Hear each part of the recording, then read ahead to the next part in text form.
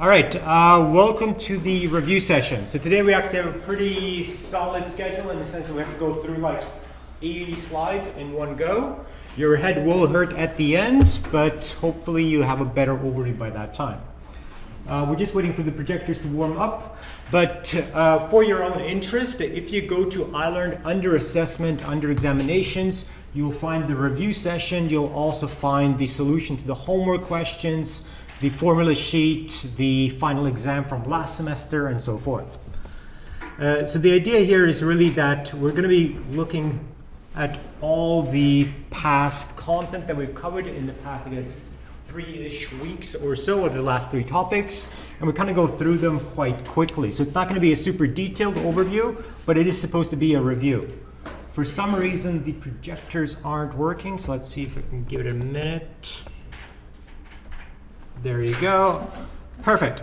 So again, on iLearn under assessment, you'll find that in the under assessment, there's examinations folder. In the examinations folder, you'll find information about the final exam. So again, the review itself, solutions for the homework questions, the formula sheet, the final exam from the last semester, plus the solutions for the Excel portion of the final exam. Also, that's quite relevant for you guys who are finishing the project under the Assessment 1 Valuation Project. You can submit both your evaluation project itself. You only need 1 submission per group, so you don't all have to submit it, and the reflection submission as well. There's also a guide for how to write the reflection in there. All right? I know everybody's pretty busy because you have like 300 assignments to all do today. But again, hopefully we can kind of go through it and give you some value today. So again, today we're just going to go through what the final exam will kind of entail and kind of how to approach it. So again, it's the last 3 weeks worth of content. There's going to be 4 questions in the final exam. I can tell you what they're going to be. It's effectively cost of capital, DCF, residual income, and relative valuation. Obviously, there'll be sub-questions under those headings, but that is the structure. The final exam will be 120 minutes plus a 15-minute perusal. I would say if you struggled for time during the midterm, you won't struggle as much during the final exam because there will be more time. Again, only topics 6 to 8 will be covered, and again, they're not necessarily going to be weighed equally in terms of marks. And if, as I already showed, all the assessment, you can find it under the assessment examinations folder, basically all the information related to today's session. So I'm just going to go through some exam tips. I think I covered them last time as well, but again, outline your answer before you start answering because it will definitely help you to pick up extra marks, and if you run out of time, you have an outline that I can grade. The worst thing I see is that students run out of time and they haven't even given me an outline that I can grade. It's very easy to get to a pass. It's much harder to get to a distinction, even a credit in a high distinction and so forth. But generally speaking, when I see, I guess, a good versus bad answer, generally speaking, a good answer can explain and use examples. A good answer will also be able to pick up on the actual question, because if the question asks you to justify something, you justify something. You don't just explain it, you justify it. So the idea is to actually look at the question itself. And then finally, again, a long answer doesn't always be a good answer. Generally speaking, if you outline something, you can generally distribute your writing. So again, if you have 3 points to cover, if you use an outline with bullet points, it's very easy to see that you have a bit unevenness in the sense that you write a lot for the first 2 points and then basically nothing for the 3rd point. So again, outlining and bullet points really help you to make sure that the answer is kind of on point and to make sure that you cover everything, I guess, in particular. And overall, what I would say is that when you see a question ask you which method is superior, which one would you prefer, the best answer will always be it kind of depends on the situation. It's about the idea that you can kind of see many different sides from the same issue, because no single valuation method will be the superior one. Always, it depends on the situation. Cool. So now we're going to cover the 3 weeks worth of content. Again, it's about 70-ish slides or so I'm going to go through it quite fast. We will have about a 5 to 10 minute break in the middle. But again, when we're looking at the content that we're covering today, again, it's the last 3 weeks worth of content. And the first week that we're covering is the cost of capital. Now, the cost of capital is something you covered in other classes, so it's effectively just focusing on estimating the discount rates for our valuation models. We generally apply it by looking at the weighted average cost of capital, and again, you should be quite familiar with the weighted average cost of capital formula by now. Again, you will be given a formula sheet in the exam, so you don't necessarily need to memorize formulas, but you do need to understand why they do what they do. So why is it that we take 1 minus the tax rate when we estimate the cost of debt and so forth? So understand why the formula is structured the way it is. Now, for this week, really what we're focusing on is the WACC. So when we're looking at the WACC, what we need to figure out is essentially all the different components of the formula. So specifically what we're interested in is the cost of debt and the cost of equity and how to estimate it. So the first thing is really the cost of debt. And debt is effectively any kind of interest-bearing liability that you have. So generally speaking, we consider debt to be something that creates some form of a fixed payment in the future. So once you made a commitment to pay somebody back at a fixed rate in the future, you've effectively created debt. Another characteristic of debt is that it's tax deductible. And the fact that it's tax deductible also provides you with the justification why on the previous slide, when we calculate WACC, it's 1 minus the tax rate before we multiply it by the cost of debt, because debt is tax deductible. Again, when we're looking at debt, generally speaking, it will be any form of interest-bearing liability. In the past, we usually had to consider any lease obligations that were off balance sheet. Starting from this year and onwards, accounting standards have changed, so now you can't necessarily just structure leases and put them off balance sheet. So this is not necessarily going to be an issue going forward. So when we're looking at cost of debt, again, there's few different ways that you can estimate it. If the firm is rated, then we can actually look at the official credit rating from S&P or Moody's and figure out what is an appropriate spread associated with that rating. And again, that spread is applied in addition to the risk-free rate. So we want to understand what is the risk-free rate, what is the spread associated with this credit rating. Again, not all firms have a credit rating because it's generally speaking only firms that are going on the bond market, so on the corporate bond market. In the US, that's very common. In Europe, it's not as common. So for European firms, you don't generally see that many credit ratings. For these types of firms, there are a few other alternative approaches. Now again, for those firms that do have bonds outstanding, you could also look at the yield to maturity rates for all those bonds to figure out what are they actually paying as bond rates. Again, this approach is probably not the best because you might be looking at a bond that was issued 5 or 10 years ago in a different interest rate environment. So really the difficult part happens when you have a firm that is not rated and has no bonds outstanding. So for these types of firms, there's two different approaches. You can either figure out a synthetic rating, and we'll kind of go through how we do that, or you could just look at the firm's actual effective interest rate. So if the firm has recently borrowed from a bank on a long-term basis and disclosed it in the footnotes, you can use that rate. But the idea is essentially that there's a few different approaches and you're going to be using some in some particular circumstances. And again, what you need to remember is the cost of debt needs to be estimated in the same currency as the cost of equity and the cash flows in the valuation. So if you're valuing your firm based on US dollars, make sure that everything else is in US dollars. Cool. So first approach is basically just using ratings. Again, very easy. You figure out what the S&P rating is, for example, for a firm. So if we're valuing Disney in US dollars, we're looking at the S&P rating. We're looking at the risk-free rate in US dollars. At that point in time, it was 2.75. Find the associated default spread with that rating, add it to the risk-free rate, and you get the cost of debt. So again, it's a very simple approach.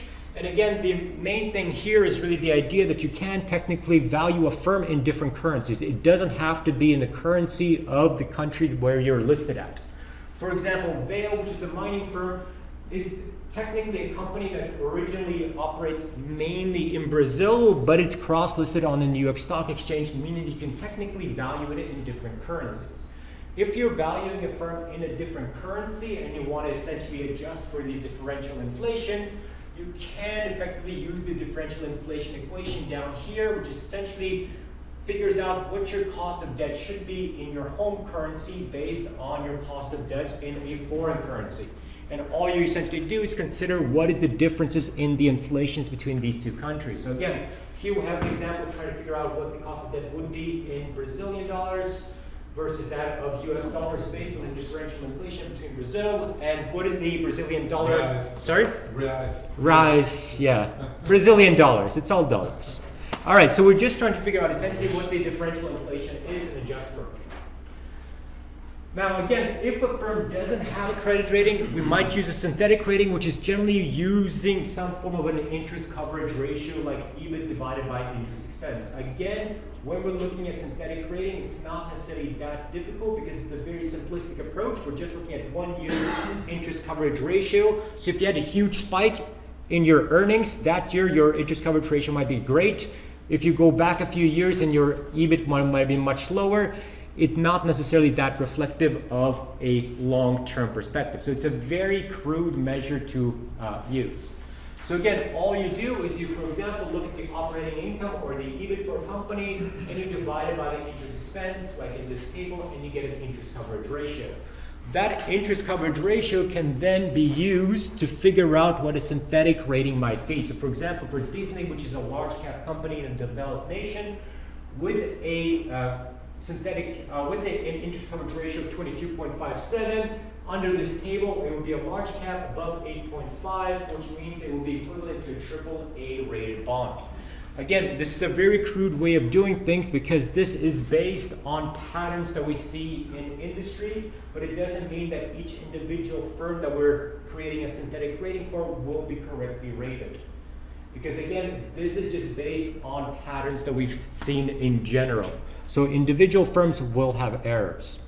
So again, the main thing with these tables is we tend to divide large cap versus small cap stocks and companies from, I guess, developed versus emerging nations. So you're going to be using a slightly different benchmark for those type of firms. Now, what's important about synthetic credit ratings is that they are usually different from the company's actual credit rating. So if you compare the company's credit rating from S&P or Moody's to that of the synthetic rating that we're trying to approximate, you will find that they tend to be different. So for example, Disney's synthetic rating is AAA, its actual rating is A. And again, synthetic rating only looks at one particular ratio. A real rating would go through the entire financials of that business, look at multitude of different credit ratings, liquidity and I guess solvency ratios, and it would do so over a longer period of time. Your interest coverage ratio is 1 year, one ratio only. So it's not a great way to assess the kind of the cost of debt of a firm, but if you have no other option, it's basically the best possible scenario in this case. And again, for example, in Vail, we have a AA rating for synthetic, whereas the real one is A-. Again, not only will it be because you have differences in terms of, I guess, what you look at, but it could also account for the fact that it's being present in Brazil, which presents country risk. So again, when we're looking at synthetic rating, it's not a great way to do it, but if you have no other option, go ahead and use it. So the hard part for this week was really around the cost of equity and estimating what the cost of equity of a firm should be. So again, a cost of equity, again, is the return that a firm theoretically pays to equity investors. It's essentially there to compensate them for the kind of the opportunity cost for them basically giving you money instead of investing it somewhere else. The way we estimate it in practice is by using a capital asset pricing model, which uses the formula down here, which again, you would have seen in some other classes, probably your managerial finance class. And again, what we're looking at in this particular case is trying to figure out how do we estimate each part of this equation, so how to figure out the risk-free rate, the beta, and the market premium. So the first thing is to figure out what the risk-free rate should be and how we estimate it. Now, when looking at risk-free rates, there's a few different approaches, but before we do that, we need to understand what is a risk-free rate. So a risk-free rate is trying to tell you what the rate would be for an investment which had zero risk. So if you could invest in something which had zero risk, zero variance, in the sense that you expect to get the amount that you're, I guess, promised, well, then it's considered to be risk-free. Again, generally speaking, when we're looking at risk-free rates, it needs to have two particular components. One is that the risk-free rate needs to have no default risk. So if the government bond that's being issued has an associated default risk, it's not truly a risk-free rate. Especially when we're looking at some governments which are in developing and emerging nations which still have a default risk, the observed bond rate is actually higher than the true risk-free rate for that nation. Second aspect, which is something that's more theoretical, is that there should be no uncertainty about reinvestment rates. So essentially, if it's a zero coupon security, it needs to have the same maturity as the cash flows being analyzed. What this effectively means that if we're looking at a 5-year basis in terms of, I guess, cash flows for the next 5 years, it's actually best from a theoretical point of view to match a 1-year bond with the first year's cash flow, a 2-year bond with the second year cash flow, and so forth. The idea is that you're trying to match the timings. In reality, that's really, really difficult, so we generally take a very crude approach. So in reality, what we do is instead we're looking at government bonds. In valuations, we tend to look at a 10-year government bond as our best proxy for a risk-free rate. Why do we use 10? Well, because somebody started to do it a long time ago and people are still doing it. There are technically other bonds out there, and sometimes there are government bonds that are like 30-year in duration. And if we're valuing a firm for the long term, you could actually say that perhaps a 30-year government bond is probably more appropriate. But again, people use 10 because they've been using 10 for ages. Again, using a 10-year government bond is also somewhat problematic these days because we do live in an environment where we have kind of abnormally low interest rates. When we have abnormally low interest rates, we might use a normalized risk-free rate like some of you would have done for your projects. You might have gone and used the Duff and Phelps model in a sense that they look at the past 10 years worth of government bond rates, average them to figure out what is a normalized rate for the risk-free rate. Again, when we're looking at risk-free rates in practice, we are, I guess, going to be using government bonds. And for example, in 2013, November, the US Treasury bond for a 10-year period was 2.75, which is essentially the risk-free rate in the US for that point in time. Again, usually speaking, this is the approach that we take for a country where there is no default risk. If there is a default risk, you need to adjust for it because the observed rate will be actually higher than the true underlying risk-free rates. For example, in November 2013, in, I guess, India, the government bond rate was 8.82%. We can also find out what is the credit rating for the government bond from Moody's, well, it's Baa3. So we can then figure out what is the associated default spread with this rating, which would tell us that it's 2.25%. Subtract it from the observed rate, and that gives you the sum, which is, I guess, the result, which is the true underlying risk-free rate for Indian rupees. So again, you need to adjust for default risk if there is such a thing. Now, the second component that we need to understand is the equity risk premium. And again, the equity risk premium is essentially the premium that investors demand for investing in an average risky equity investment relative to the risk-free rate. So if somebody can get 4% by investing in the risk-free rate, so essentially they take on zero risk, you need to compensate them for investing in equity because equity kind of has associated risks with it. So generally speaking, there's a few different approaches in terms of actually estimating a risk-free rate. So one approach is to ask your boss. Usually your boss will have a risk-free, not a risk-free rate, but a risk premium. Your boss's risk premium will generally be what the industry standard is right now. If you're in the US, this will be based on Duff and Phelps because again, Duff and Phelps provides you with a risk premium that they believe is appropriate. Generally speaking, when you're looking at the Duff and Phelps approach, what they've done is they've gone back about 100 years and looked at the differences between the risk-free rate and the return of the stock market. By looking at this difference over a long period of time, they can understand what is a normalized measure for this risk premium that is more long-term. Again, you could also look at a few different approaches in the sense that you could try to do this yourself. So basically try to go back in time and look at the premium yourself. So use historical data to look at the observed risk-free rate versus the observed market, returns. Again, none of these approaches is better or worse than the other technically. Duff and Phelps is used the most widely just because it's kind of It's a risk management approach, because technically speaking, if you're using Duff and Phelps and you're wrong, or if that rate is wrong, you can just blame Duff and Phelps. If you try to estimate the risk premium yourself and you're wrong, you're the one to blame. So you're basically covering your own ass by using a third party to estimate it for you. Now, the hardest part for this week was really around the beta estimate, because beta is a horrible concept. So again, beta from a conceptual point of view is trying to capture the relative risk of one particular stock compared to that of the market. So we're trying to capture a theoretical concept, and we usually do so by using some form of a regression beta. And again, a regression beta just compares the returns of the stock to that of the market. And we're trying to understand the relative risk by looking at the slope in the regression. So we're looking at the slope and the coefficient of the slope. Again, what I highlighted for this week was really that when we estimate beta, there's many different options that you need to take before you actually estimate it. And even once you've actually gotten your beta estimate, there will be a standard error associated with that estimate. So just because we observe that the beta estimate is 0.8 doesn't mean that it's 0.8. That's our best guess, but we also need to consider what is the standard error associated with that estimate.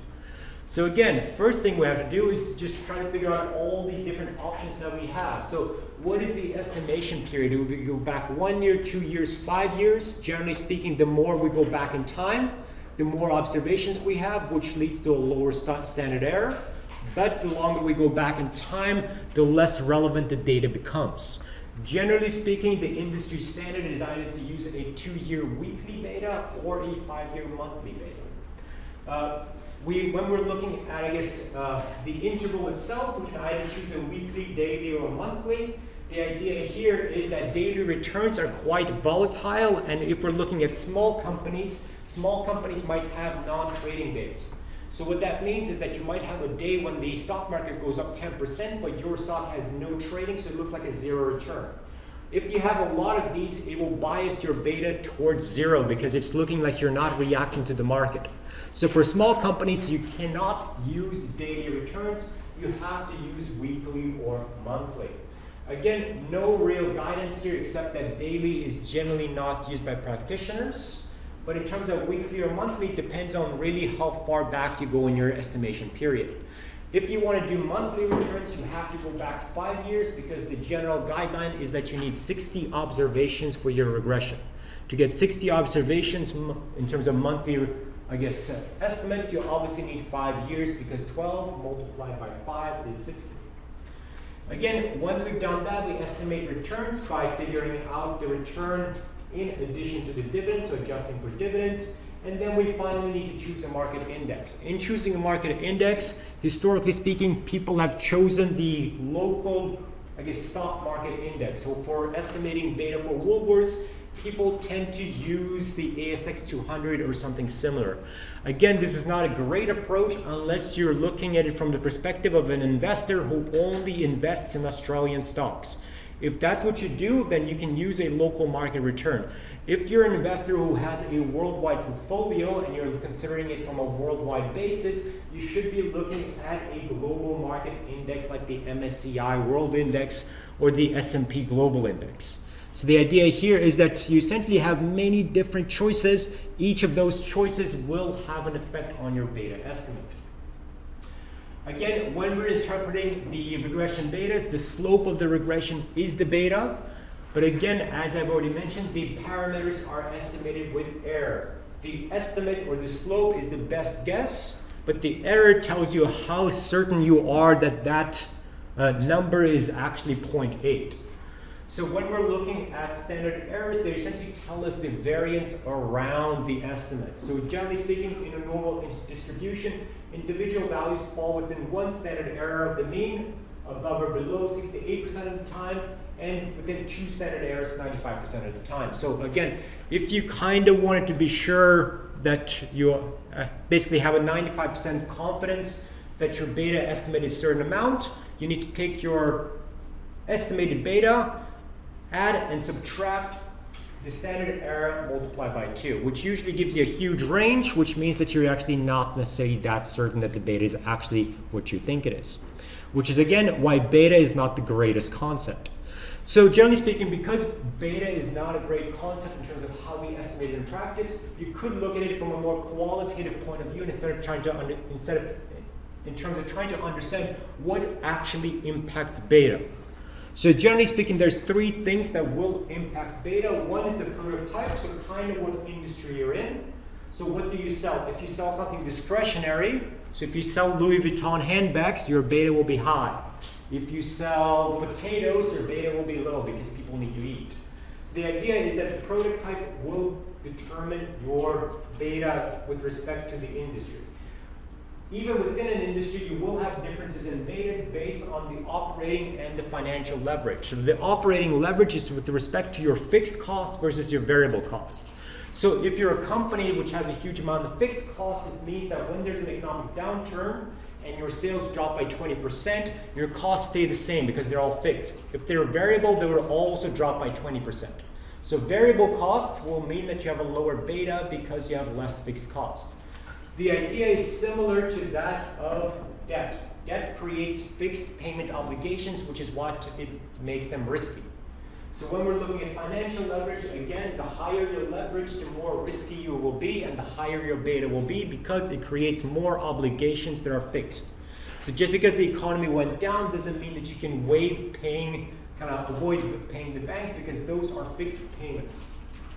So again, because betas are affected by these three components, we can also try to figure out what the beta should be just by thinking about it in terms of what does the company sell, what is their operating leverage, and what is their financial leverage. Which also means that when we observe betas in the market, they're effectively associated with these three factors. So when we're comparing betas within an industry, it doesn't mean that just because your comparable firm betas are 1.5, that your own beta should be 1.5. Because those firms, even though they may sell exactly the same prototype, have used slightly different choices when it comes to their operating and financial leverage. Again, usually speaking, the easiest thing to consider and the easiest thing to adjust for is financial leverage because there's a very easy formula to use, which we essentially use to try to unlever the beta. And unlevering beta basically just means that we're trying to find the regression beta and then adjusting it for the leverage of the company. So what this means is the unlevered beta will generally be, or I should say always be, lower than the regression beta. Because the regression beta will basically go above the unlevered beta as you take on more and more leverage. Again, if your firms and your comparable firms and so forth have zero leverage, you don't need to unlever it because you have zero leverage. There won't be any difference between your levered and unlevered beta.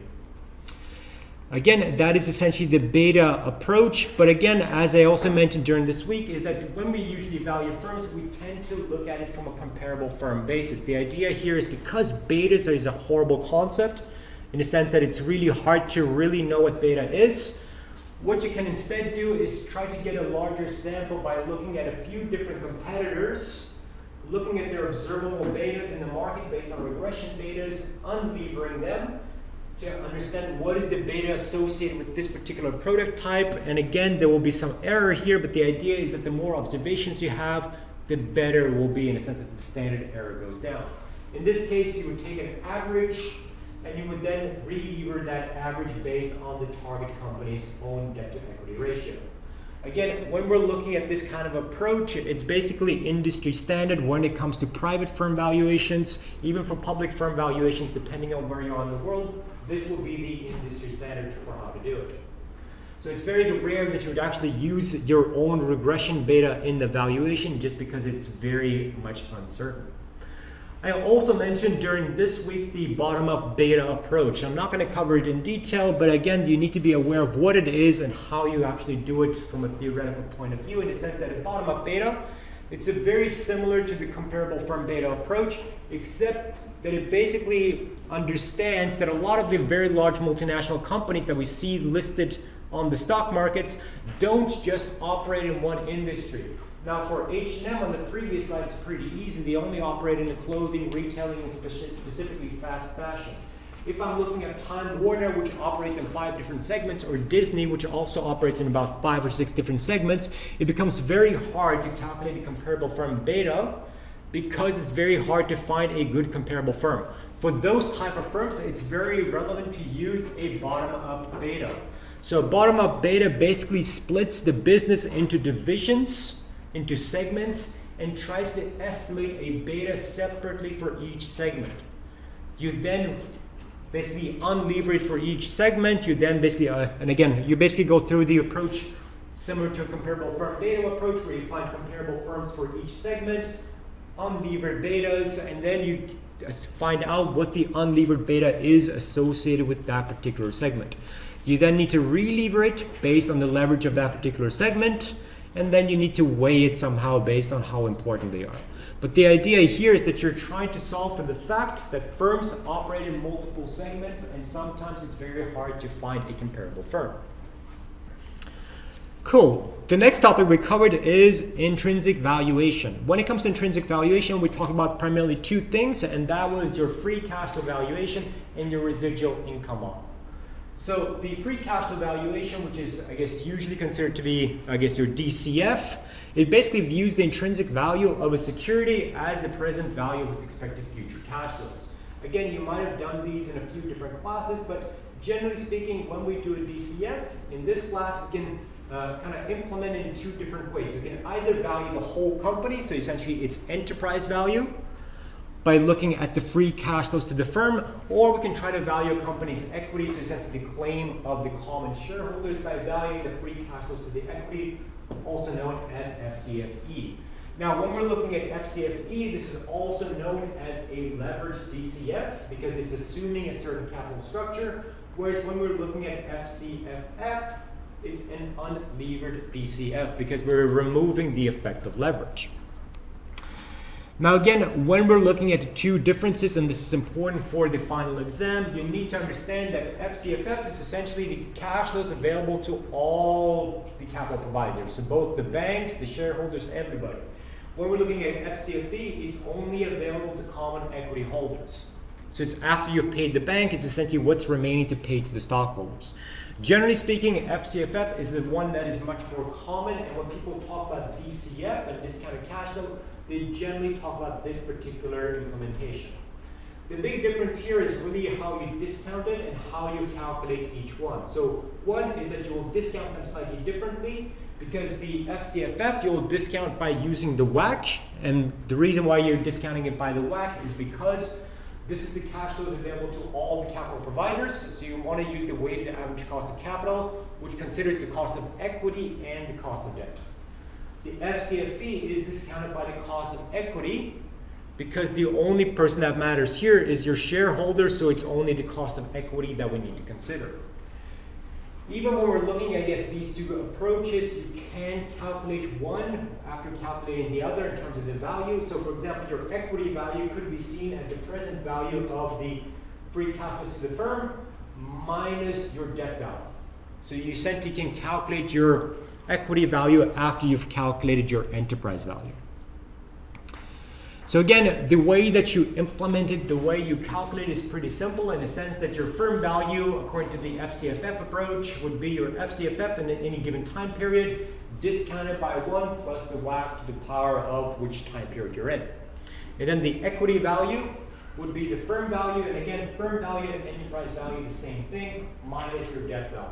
Again, when we're looking at the equity value calculation, we can effectively just substitute the top hand for FCFE and discounted it by using 1 plus the cost of equity. So again, main difference here is, again, slightly different cash flow and different discount rate. One uses the WACC, the other one uses cost of equity. That's really the big difference here.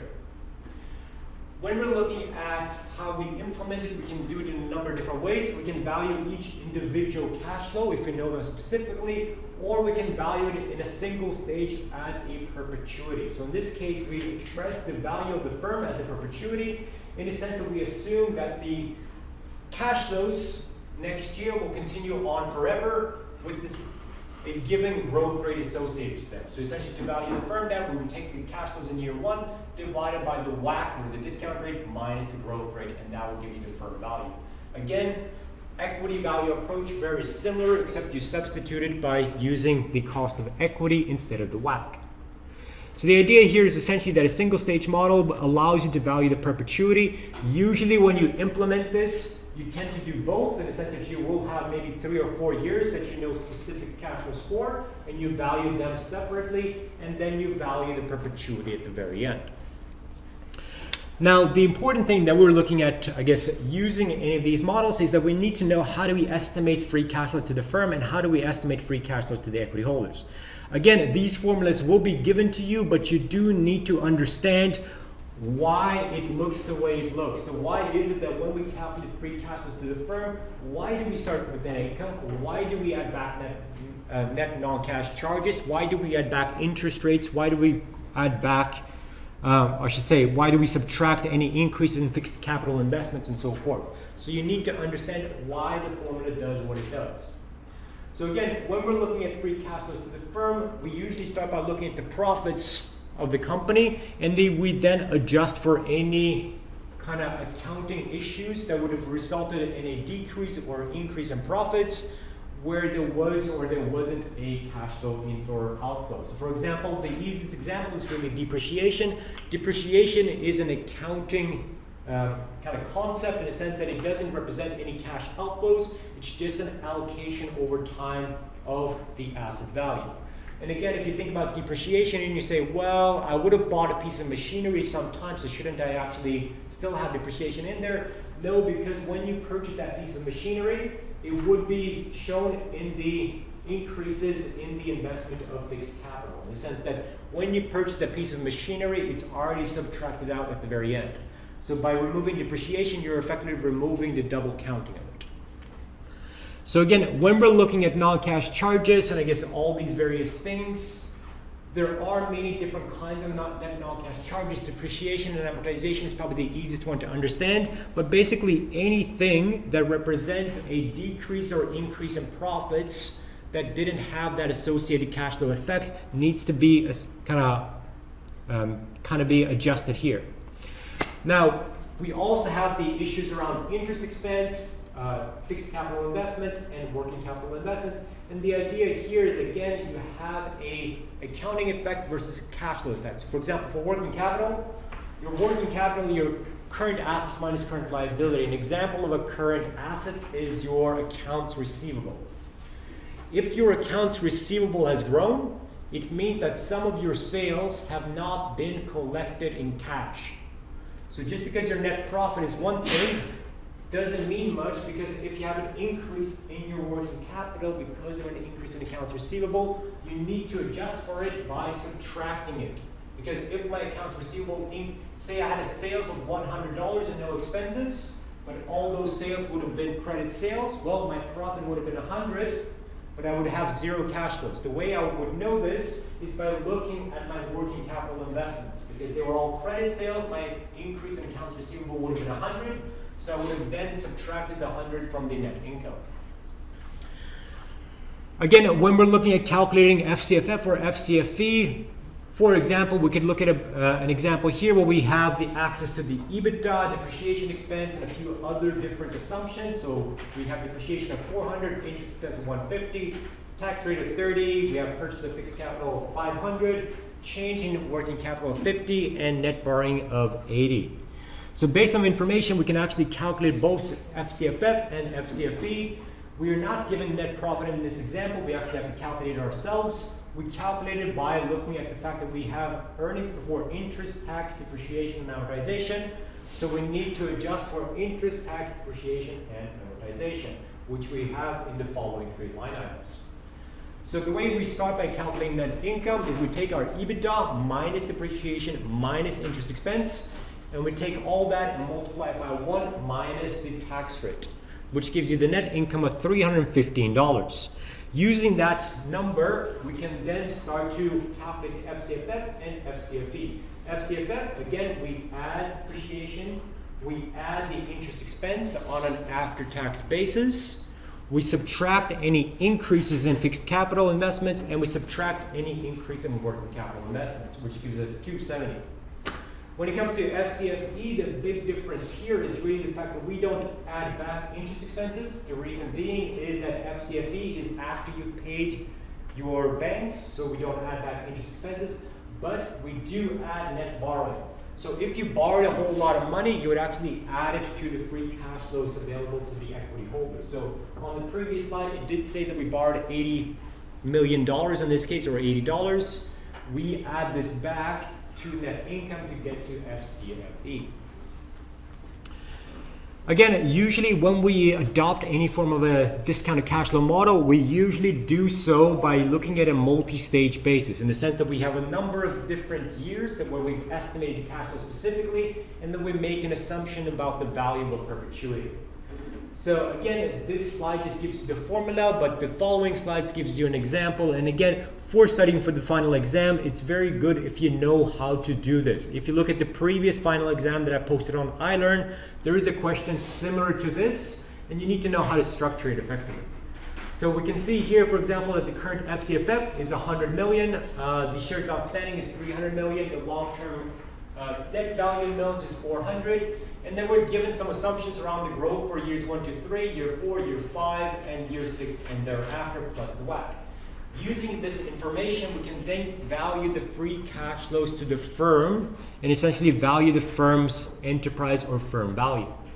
So again, the easiest way to structure it is by setting up a table such as this, in the sense that you're looking at the time period, you're looking at the growth for each time period, and you're looking at the free cash flows for that period. So for example, in the first year, it was told that it was going to be growing by 30% for years 1 to 3. So you set up 30%, 30%, 30%. For year 4, it was 24, year 5, 12, and so forth. You know that the current FCFF in those is 100, which means that in year 1, it's going to be 100 plus another 30%, which gives you 130. In year 2, it's going to be 130 multiplied by 1 plus the growth rate, and that gives you the free cash flow in year 2.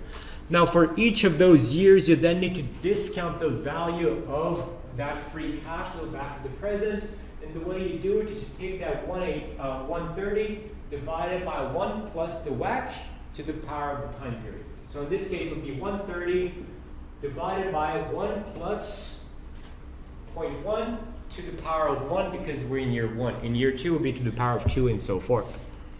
So the idea here is that you're essentially valuing the present value of the specifically estimated cash flows for year 1 to 5. We then have a value of perpetuity at the end that we also need to consider. So the terminal value in this case will be based on the cash flow in year 6. So if you remember the formula for the perpetuity, let's see if I get it back here. So the formula for perpetuity is really the FCFF in n plus 1. So when we value a perpetuity, we always value it in year $5, in the sense that this is the time when we're actually valuing the perpetuity. Which is why that when we're looking at n plus 1, we actually need the cash flow in the next following year. Which is why we need to estimate this 320.4. The way you estimate it is you take that 305.1 multiplied by 1.05. That gives you the cash flow in year 6.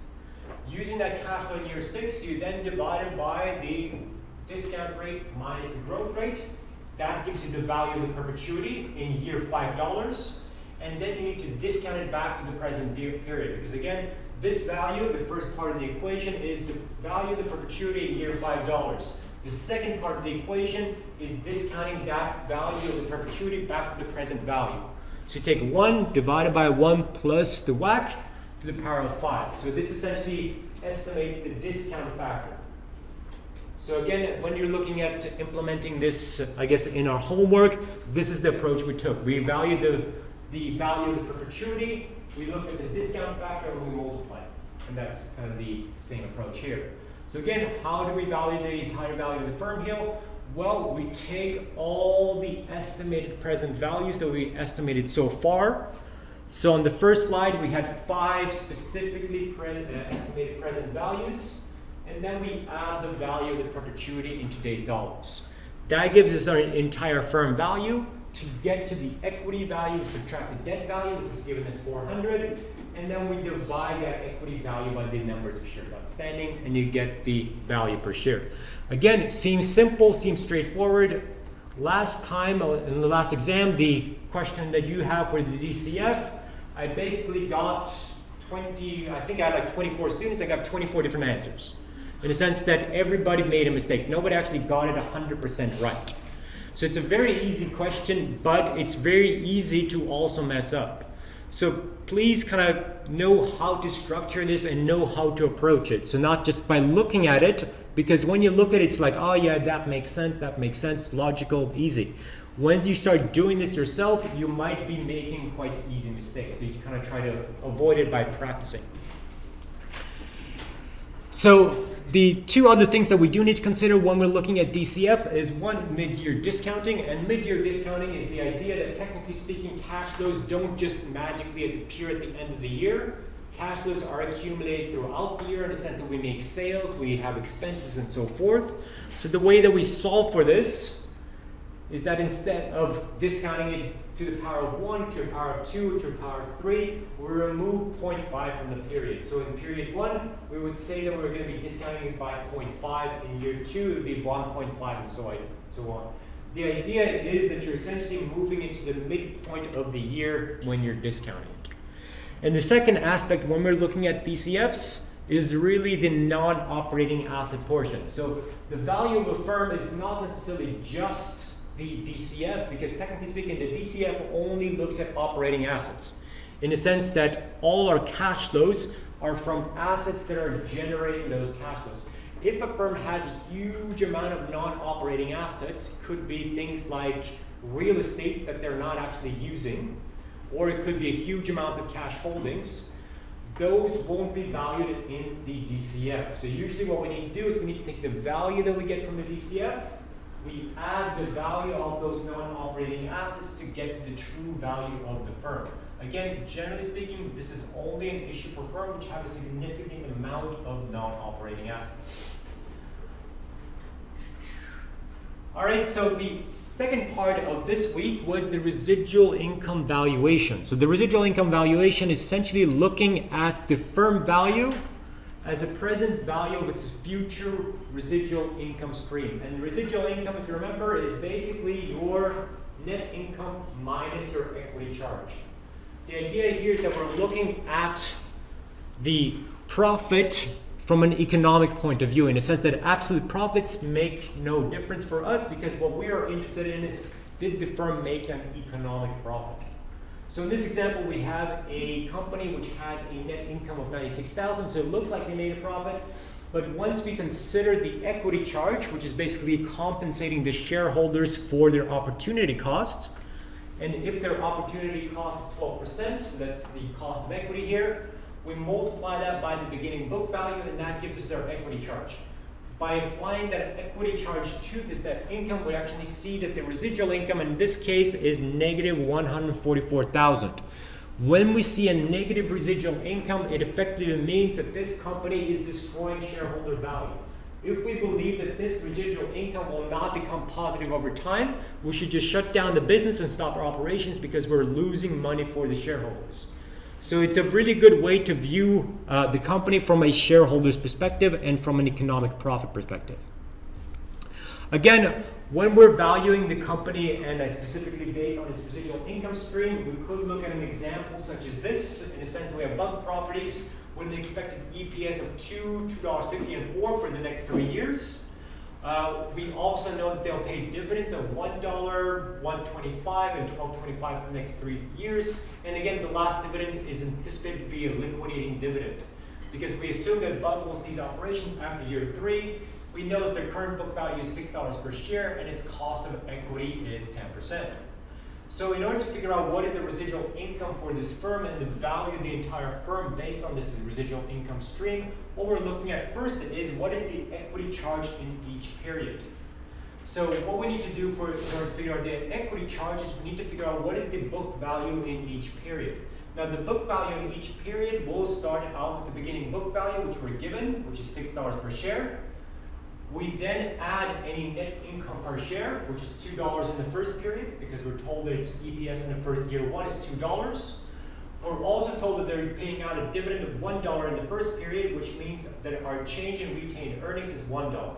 So effectively, your beginning book value next year is equal to your beginning book value in the previous year, plus net income minus the dividends. So the idea is 6 plus 2 minus 1 gives you 7. And similarly for year 3, it's 7 plus 2.5 minus 1.25 gives you 8.25. And that's how you figure out what is the beginning book value for each period. The idea here is by knowing the beginning book value of each period, you can then figure out what the equity charge should be. So we know that the net income per share is given to us in the question, so it's $2, $2.50, and $4. But to figure out the residual income, we need to subtract the equity charge. And the equity charge is simply the beginning book value multiplied by the cost of equity, which is 10% in this case. So it's 60 cents in year 1. In year 2, when the beginning book value is $7, it's going to be 70 cents, and so forth. So residual income is merely our net income minus the equity charge for that particular year. So in this particular scenario, this would give us the residual income stream for year 1, 2, and 3 at the very bottom there. But again, you need to remember that this is the residual income. This is not the value of the firm. To get to the value of the firm, we actually need to apply the proper valuation model. And the residual income model views the value of the firm based on its current book value plus the present value of the future residual income stream. So we start out with the current book value, which is $6 per share, and we then add present values of any future residual income stream. So we know that the residual income stream for year 1, 2, and 3 have been calculated on previous slides. So it's 1.4, 1.8, and 3.175. And each of those we need to discount back to the present period. So the first one we discount by 1.1, the second one by 1.1 to the power of 2 because it's in year 2, and the third one to the power of 3 because it's in year 3.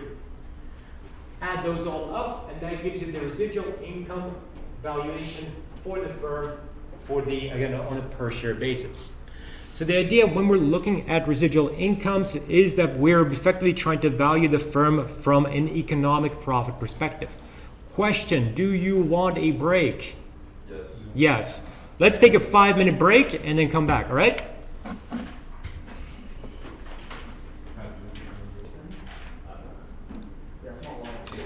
these shorter readings? Are they like short readings? In terms of the ratings, there's nothing that makes it much shorter. Okay. There is maybe, you could find summaries online for the intrinsic valuation and the relative valuation ratings. If you go to official CFA material, there's summaries of those, but they're very, very concise summaries, so they're not going to be super helpful. Oh, okay. So in that case, I would actually just use the slides. Again, for next semester, I am actually summarizing them myself, but yeah, it's an onerous task. Again, we'll just continue with the second half, which is really around, again, finishing off residual income and the relative valuation. So to finish off the relative valuation, the residual income, we can also view residual income from the perspective of comparing the return on equity to that of the cost of equity. As long as the firm generates a higher return on equity than the cost of equity, it's creating shareholder value because the residual income will be positive. So the idea is that when return on equity is higher than the cost of equity, the residual income will be above 0, which means the value of the firm is greater than just the book value. When you have negative return on equities, it means the value of the firm will actually be lower than the book value. So again, when you don't believe the return on equity is going to be higher than the cost of equity in the future, so you don't foresee this happening, you should just terminate the business because again, you're just destroying shareholder value. So again, when we're looking at residual income and how we could value a firm based on residual income, we can also value it by using the return on equity as the input into our model, but using the formula here above. So essentially, we took the book value of the firm, take the return on equity minus the cost of equity divided by the cost of equity minus the growth rate multiplied by the book value at the beginning. And this gives you a perpetuity view of the residual income model by looking at the return on equity. Again, in this case, we can apply it by looking at the book value of share $30. The return on equity is 18%, the cost of equity is 12%, and the growth rate is 8%. You plug those things into the model, so you get $30, that's your book value at the beginning, and then you add the present value of the residual income stream in the future, which is your second part of that equation. So it's 0.18, which is the return on equity, minus the cost of equity, divided by the cost of equity, minus the growth rate. And you multiply the result of that by the beginning book value of 30, which gives you a value per share of $75. So again, the idea here is that you just need to understand how you would apply information that you're given in a question. So if a question gives you this information, you need to know which formula do I need to use and how do I use it. You don't necessarily need to remember the formula, but without remembering a formula in the sense that you need to understand it in order to actually apply it usually. Because sometimes I find that students think that when they have a formula sheet, they don't have to do much studying. But when they see a question, they don't necessarily know if they should use this formula or if they should use, I guess, a normal time value of money formula. So that's where the confusion usually happens if you haven't studied. So again, half the part of studying for calculation questions is knowing which formula do I use in which scenario. One of the other aspects that we do sometimes need to consider when we're looking at residual income is the persistence of residual income, because technically speaking, it's very unlikely that a firm will be able to generate return on equity much in excess of cost of equity for a very long time, which is why a lot of people like to model in the decay of residual income over time, because technically speaking, you can just assume that in the previous example, residual income grows at a certain rate. But on the flip side, you can assume that residual income will decay over a period of time. Generally speaking, when we're looking at the residual income model, it's probably more likely that the residual income will actually decline over time because of competitive pressures. Because again, you get new entrants into the market, they're going to compete on price, which generally decreases your return on equity because of mean reversion from the first half of the subject. So when we do this, we can try to incorporate essentially a persistence factor. So persistence factor basically tells you whether the company's residual income will persist over time. Generally speaking, a company's residual income will have a high persistence if they don't pay out any dividends. If they don't pay out any dividends, they can reinvest everything into the business, which is a good thing. If they have historically high industry ROEs, it might imply that there's an industry effect and we might be able to assume high levels of return on equity. Low persistence is usually something that we can assume when we see extreme return on equity that is not reflective of the past or even the future, in the sense that we don't expect that these will continue over time. If we see that this return on equity is also influenced heavily by special items, so one-off items, or because of extreme accounting accruals, again, we can just assume low persistence. So how do you assume low persistence? How do you incorporate that? Well, you use a formula, and again, you don't need to remember this formula because it's super, super long. But the key thing here is that you basically just need to plug and play the information plus the persistence factor into the equation. So generally speaking, the persistence factor can be between 0 and 1, in the sense that 1 means the residual income will continue on forever, 0 means that it will not persist after the initial period.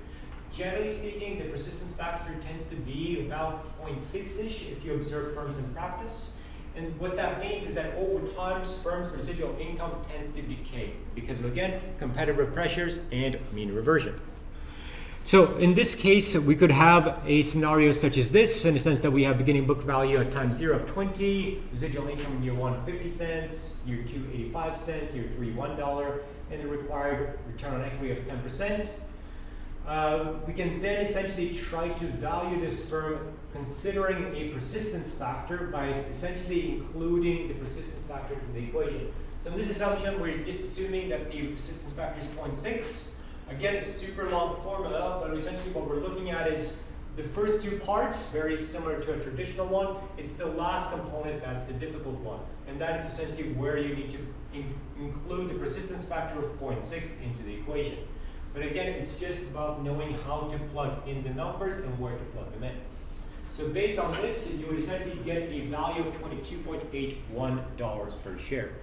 But again, the whole idea is that generally speaking, we don't expect that a lot of firms will be able to persist with abnormal return on equity over time, in the sense that cost of equity and return on equity tends to meet because of competitive pressures. So the higher the competition, the quicker the decay will be, the lower the persistence factor will be. Again, if you want to compare the DCF and the residual income, on one hand, one of them, residual income tends to value the firm based on book value plus the present value of the residual income stream. The free cash flow or any kind of DCF tends to look at it just at the present value of the cash flows. One places a larger weight on the current book value, the other one places a larger weight on later cash flows. So they have a slightly different focus. In theory, they are actually one and the same under very simple assumptions. Unfortunately, those simple assumptions don't hold in real life, which is why you tend to find that they show quite dramatic differences in real life. Again, the residual income, probably the biggest strength is that, again, it puts slightly less value on or weight on the terminal value. The reason why this is good is because it's very hard to forecast what's going to happen in 5-10 years time. So the less you rely on what's happening in 5-10 years time, the better. It tends to use available accounting data, which makes it a bit easy.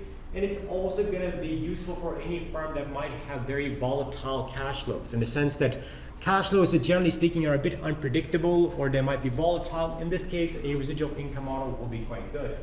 The main weakness relies around the fact that it uses accounting data for everything. Accounting data is very much subject to manipulation and judgments, which means that a lot of the weaknesses will be purely accounting based. Again, it does rely on something called clean surplus relationship, which just means that the changes in book value of equity is basically explained by the current year profits and dividends. So in the sense that any profits and any dividends should be able to explain why there's been a change in book value over time. If you can't, well then you violate the clean surplus relationship. Again, when we're looking at the weaknesses, a lot of them do relate to the accounting practices in the sense that we do usually have violations of the clean surplus relationship. Generally speaking, this is usually happening when you have a firm which has a huge amount of foreign currency hedges. So a lot of foreign currency transactions tend to kind of bypass the income statement and end up in book value without being visible in the opening book value, profit, or dividends. We also have a huge number of issues related to how assets are valued. So again, one of the homework questions was about intangible assets. Well, on one hand, intangible assets will lead to a understated book value today. So you'll undervalue the firm. On the other hand, an understated book value will also mean that your equity charge will be understated, which will actually overstate the future residual income. So you have kind of opposing effects here. So intangible assets is a huge issue, or really any kind of asset issue. So how do you adjust for fair value? Because some firms don't value all their assets at fair value. Some of them might be valued at historical costs, others at fair value. So it doesn't really make much sense in terms of just looking at the book value. It doesn't tell you much, the number itself. And again, when we're looking at things like non-recurring items, because again, if we're looking at current year profits and subtracting an equity charge, we need to make sure that we're looking at persistent and permanent profits and so forth. So again, when we're looking at residual income, some people like to use it because it's more accounting based, but people will always use a DCF, and sometimes they might use a residual income. When you're studying for your CFA exam, you do have to learn the residual income model as well. The last topic was relative valuation, which is essentially quite an easy approach because we're basically saying that similar assets should sell at similar prices. So we're going to be modeling the value of a firm based on that of comparable firms and how they're valued. Usually when we're estimating the relative value of a firm, we're using a multiple of some form or the other. The most widely used multiple by most people is the price to earnings multiple. So the price to earnings multiple just says that the value of the firm should be value basically of its earnings multiplied by a certain multiple. That multiple will usually be determined based on how comparable firms' price to earnings multiples are observed in the market.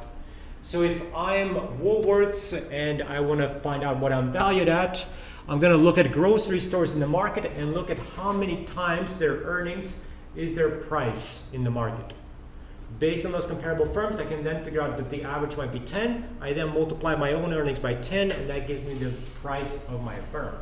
The idea here is really that EPS, or earnings of profit, is the driver of value. That is what people are focused on. It's widely used. It's related to stock returns, so it actually makes sense to use.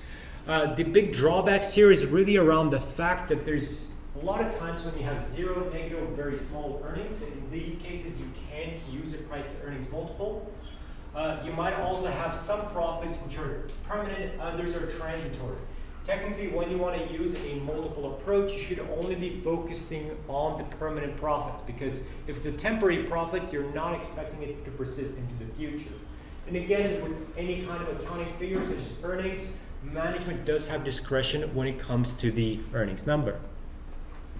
So when we're looking at multiples, we can either look at it from a trailing or a forward perspective. So in the project, I think most of you would have used a forward perspective in the sense that we're valuing the firm and I guess looking at its multiple in comparison to the future earnings. And the idea here is that you're basically viewing it in the same way as the market does, because the market values a firm based on future expectations, in which case you try to use a forward multiple if you have a forecast of the future earnings. If you don't have a forecast of the future earnings, you can use a trailing multiple. Trailing multiple is not a big issue if the company is quite stable, but if it changes dramatically from year to year, it's almost always best to use a forward multiple.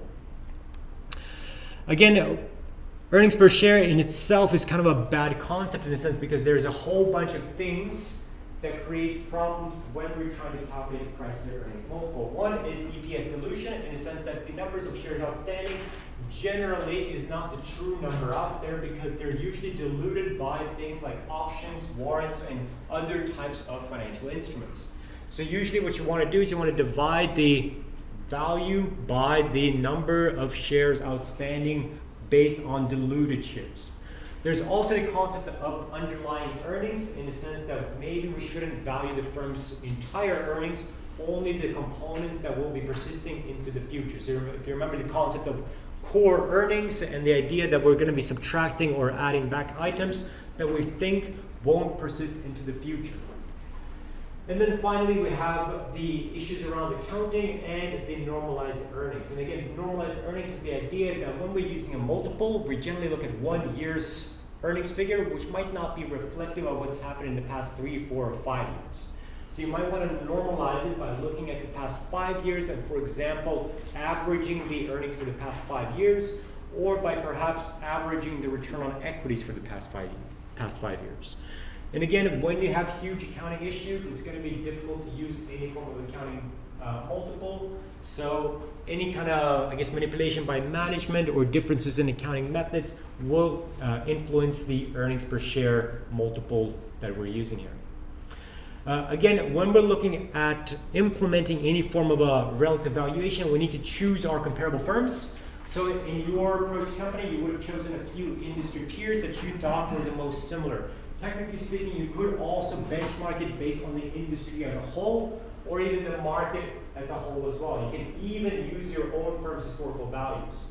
Generally speaking, the most relevant one will be using few carefully selected industry peers, because again, whenever you have huge differences between firms, there will be huge differences in the multiples at which they're valued at, which is why using industry peers tends to be the best approach.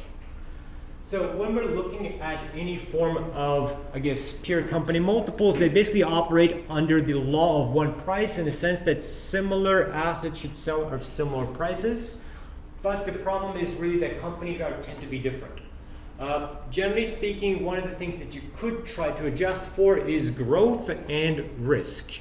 One way to adjust for growth is to use the price to earning to growth ratio, which will tell you if your firm is under or overvalued in relation to the growth of that firm. So for example, if we have a firm here that has an EPS growth rate of 8% with a consensus EPS forecast of $4.50 and the current stock price of 28, whereas the median price to earnings is $9 and the median price to earnings to growth is 1.6. What we can do in this particular scenario is to calculate the price to earnings ratio for our firm, take the current share price divided by the earnings per share. We then divide it by the previous growth, which is essentially the 8%, which just gives us the price to earnings to growth ratio of 0.78. Whenever this ratio is below 1, it generally means that you're undervalued in relation to your growth. When it's above 1, it might mean that you're overvalued. But the idea here is that if you want to apply this form of valuation for this firm, you take their earnings per share of $4.50, multiply it by the median price to earnings multiple in the industry, gives you $40.50. And again, then you might ask yourself the question, why is our firm valued at $28, whereas the industry is valued at $40.50 in terms of using comparable firms? And again, one way that you could try to figure out why we're valued differently is by looking at the price to earnings to growth ratio, in the sense that the growth of your firm is valued less by the industry. Could be because that growth might not be persistent over time, or it could be that you're truly undervalued. But essentially, you always need to consider growth and other aspects when determining if a firm is under or overvalued. Now, if you have a firm that does not have positive earnings per share, or basically negative earnings or very fluctuating earnings, you could use a book value multiple. So price to book value multiples are very, very common. The reason for this is really because book values are usually positive. They tend to be stable over time. Even if we're looking at firms such as financial firms, if their assets are valued at fair value, such as stocks, well, then the value of their firm is their book value. So it's very appropriate for things like financial firms or firms that have negative earnings, or for firms that will terminate soon. If they will terminate, well, then valuing them based on earnings or sales makes no sense, because those will not persist into the future. Again, when we're looking at any form of book value multiples, they do have some issues around the fact that they don't recognize non-physical assets, in the sense that we have some firms that might have, I guess, a huge number of intangible assets. They won't be considered here. So when there's a huge issues related to any accounting issues or any differences in accounting practice, it will mislead what the book value is. Even if you look at, for example, asset age. When we purchased a piece of land 100 years ago for $1, and then purchased the same piece of land next to it for 20 million today, and we value both at historical cost. So both are valued at historical cost, but they're very differently valued on the balance sheet because of asset age. So the idea here is that price to book value is useful in some circumstances, but it does suffer from a lot of accounting issues. So usually speaking, when we're looking at book value, you do need to make adjustments if you want to use it in real life. You might want to adjust for intangible assets, in the sense that you want to add back any intangible assets that are not present on the balance sheet. You might also want to adjust for inventory accounting differences between your company and that of the comparables. So if you use FIFO versus LIFO, again, this is mostly a US phenomenon. If you have off-balance sheet items, and again, one of the best examples, historically speaking, has always been leases, in the sense that companies try to structure a balance sheet to make it look better by keeping leases off balance sheet. In the future, that's not going to be possible. And then finally, we have issues around fair value, in the sense that some assets might be valued on historical cost, other on fair value. The sum of them makes no sense, so the best thing to do is value everything at fair value if you can. So if you have a firm that has, let's say, negative earnings and almost no book value, like a service firm, you might want to use a price to sales multiple. So a price to sales multiple tends to be used for firms which can't use either the price to earnings or a price to book multiple. So usually any kind of firm which has very fluctuating earnings, or a firm that has, or a firm that has a very small book value, like a service firm, will tend to prefer to use a price to sales multiple. And the idea here is really that sales tends to be positive. Even when you have a firm where you suspect a lot of accounting issues, you might use a price to sales multiple, because sales tend to be slightly less easily manipulated, because you're only looking at the top line item, whereas profits is after all the 20 other line items, which you can individually manipulate. So there's less room for manipulation here. So the idea here is that sales will be positive, and they will be quite appropriate for any kind of firm that might have issues with relation to their accounting. Again, they tend to be quite stable over time, so if you have a firm that has quite fluctuating earnings and you can't use earnings because of that, use price to sales. Again, price to sales is probably the worst one to use, on the other hand, because sales does not tell you anything about how much the company is generating. In a sense, the sales will not tell you about how much they're making in earnings or cash flows. There's some inconsistencies in the numerator and the denominator, in the sense that price is available to the common shareholders, sales is available to all the capital providers. So there's a bit of an inconsistency in the viewpoint there. And again, you have all these various issues around cost differences between firms, which could lead to the fact that some firms' sales are valued more highly, or because just that accounting practices might still impact price to sales ratio. Because again, if you remember from the first half of this subject, we talked about the fact that one of the easiest ways you can manipulate sales is have very aggressive revenue recognition, or by just understating your provision or for doubtful debts.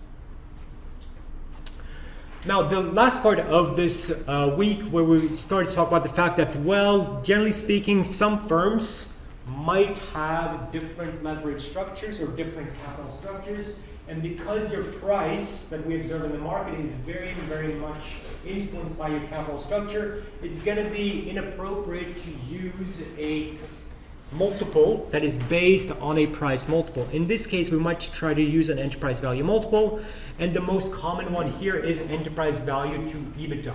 Again, very useful comparing firms with different leverage.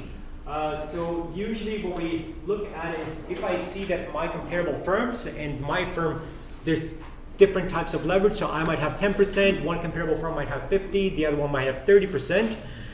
If there's differences, we might use an EBITDA multiple.